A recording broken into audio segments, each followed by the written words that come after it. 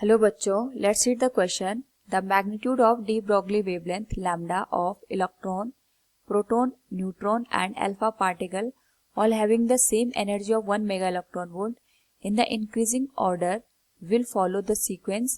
Here we have given the four options. Now first of all we will discuss here the key concept, which is energy of de Broglie wavelength. तो यहाँ पे जो de Broglie wavelength होती है, it can be related to the momentum and energy. तो यहाँ पे अगर मैथमेटिकली हम वेवलेंथ का एक्सप्रेशन देखेंगे, it is lambda equals H divided by root 2m into E. यहाँ पे जो m होता है that is mass of particle और e होती है एनर्जी.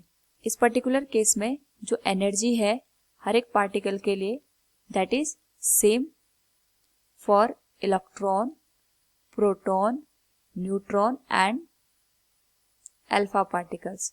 नाउ अगर हम बात करें यहाँ पे इस पर्टिकुलर रिलेशन में, तो we can say lambda is inversely proportional to the root m, यानी मास और वेवलेंथ एक दूसरे के इनवर्सली प्रोपोर्शन में होते हैं.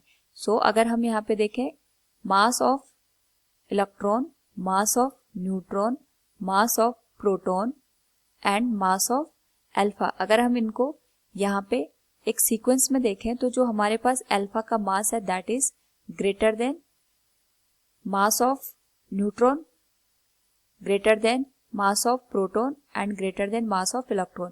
जो इलेक्ट्रॉन का मास होता है वो सबसे कम होता है, उसका प्रोटॉन, न्यूट्रॉन और अल्फा पार्टिकल का मास हमें मिलता है.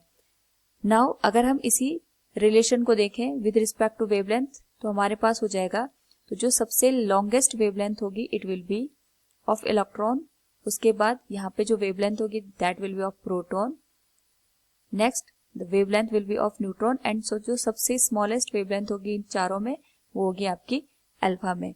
सो we can say in the increasing order will follow as lambda alpha, lambda N, lambda P and lambda E. So we can say here the option C will be the correct answer. Hope all you understood it. Thank you and best of luck.